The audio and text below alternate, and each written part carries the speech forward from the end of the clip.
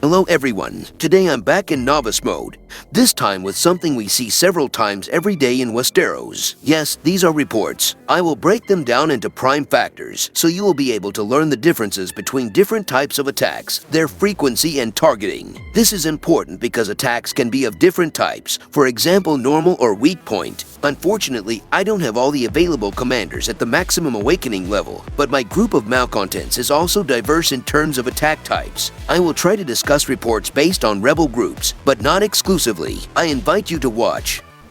First, let's look at the main page of the report. What do we have there? Commanders taking part in the battle. Their weapons, units, formations, dragons. Commanders have 3 uses in battle. Why triple? Army parameters that can be increased or decreased depending on the commander himself. An active army skill that, under normal circumstances, works every certain number of seconds. An awakening ability that affects the course of the battle during the battle itself. Commanders also increase the number of units in the army that you can field, so when starting a raid we have more units to take with us than when we join the raid. The commander's weapon also affects the parameters, and in the case of exclusive weapons, it also changes the commander's awakening effect, and after obtaining an exclusive weapon at the maximum level, it increases the number of units in the army. Formation and units are interconnected, because if you choose the wrong formation for the units you choose, you can do yourself a lot of harm. But more about this when discussing the last tab. Dragons are very powerful creatures that take part in battle not only by increasing their parameters, but also by acting directly during the battle through area attacks. Generally, 2 dragons take part in the defense, but if a defender joins the support, the number of dragons increases depending on the number of defenders, but the maximum number is 8. If the number of dragons in the support is more than 8, including the dragons of the defender himself, then priority they have dragons with more pure power.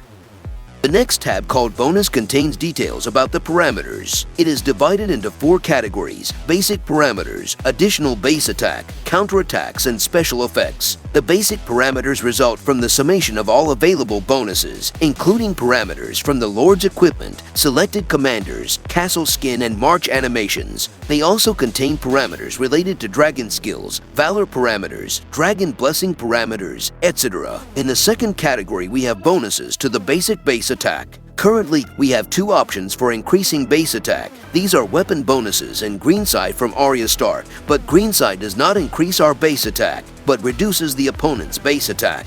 The next category is army counterattacks. When I started the game, I always thought that counterattacks were some kind of reflection of damage. I probably got it from other games of this type, but it works differently here. Army counterattacks are a percentage bonus to the damage dealt by specific units. By reducing this indicator of the enemy, we make the attacks of his specific units have a weaker effect on our units. An example would be archers attacking spearmen, where when I have a weapon with damage reduction, archers' attacks are weaker against spearmen compared to the rest of the units. The main source of changes in these parameters are commanders' weapons, but some commanders can reduce these parameters themselves. The last category are special effects, which generally result from the parameters of the dragon skills, or if you prefer, from the army skills available from the dragon. Although I prefer the first version, they also increase parameters, but they have an upper limit of effect, and they add up with other effects that work in the same way.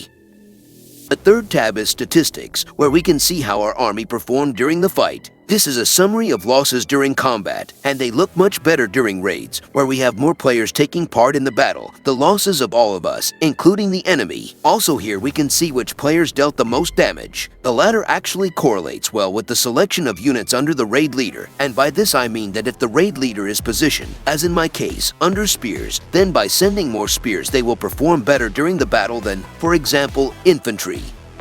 The last tab is Battle Record. Here, if we have the patience, we can view the entire course of the battle, in text form, of course. It is divided into 2 parts, pre-war effects and details. Pre-war effects contain effects that do not work during the battle, but before it. I only have reinforcements, which means before the battle I receive additional units that take part in the battle, but in one way or another they will not leave it. Typically, pre-war effects are listed in the skill description itself. The more important part of this tab is details. Here we can read the entire description of the battle, from the first second to the last. But as you can see, there is a gap between the first second and the actual fight. Where does this gap come from? I mentioned units and formations earlier. Units have different movement speeds, so they will reach their firing range at different times. The first second is usually devoted to effects that last for a certain amount of time or are special triggers. It could be Seg's or Selma's ability to awaken. Usually, the skill description says that they take effect after the battle starts. The first actual attack occurs when the aggressor gets into the enemy's fortifications. If it is a full field battle with no fortifications, the first attack occurs when two opposing armies meet. This may be after 3 seconds, as in the case of cavalry against cavalry, or much later if two groups of archers meet. And yes, the order in the formation also matters here. If we attack with a spear infantry formation and we do not have spearmen, any effects affecting the first line will not work. However, this provides an additional time buffer that can be exploited by the aforementioned Selma, whereby waking her up, the first 5 seconds of battle are a lottery for the army's accuracy. Sometimes this results in the opponent screaming about why their ability didn't work, but that's where the trick comes in. During the battle, you can encounter not only a regular battle, but also other effects, such as attacks on a weak point. It can also be healing the army, an additional attack resulting from the awakening of Kravras or Sonara, as well as breathing fire from the dragon, or escaping from the battlefield. Effects during battle usually result from the ability to awaken the war soul, or simply from awakening the commander. Some castle skins also have special effects, and dragons also add extra lines for reading. The multitude of effects makes reports more difficult to read, but allows for more precise planning of activities. Remember, the selection of formations for the type of units is not just a simple animation or an unnecessary option added by force. Of course, when using one type of unit, it does not matter who will be in the second and third line, but the first one receives the most solid support from skills. Is there anything else about reports? Yes. In the first tab, called Lineup, in the very center there is a button under which a shortened summary is hidden. Here you can read how much damage we have dealt and how much the enemy has suffered, but it does not contain detailed information, only a quick summary. I often use it when fighting my way through groups of rebels to see if I have any chance in the fight under more favorable circumstances or not. It is not particularly worth using it during PvP battles, where we rarely have the opportunity to attack the same target again. Either we were hit very hard, or the opponent got hit and ran away somewhere to the edge of the map. Thank you for today, and see you soon.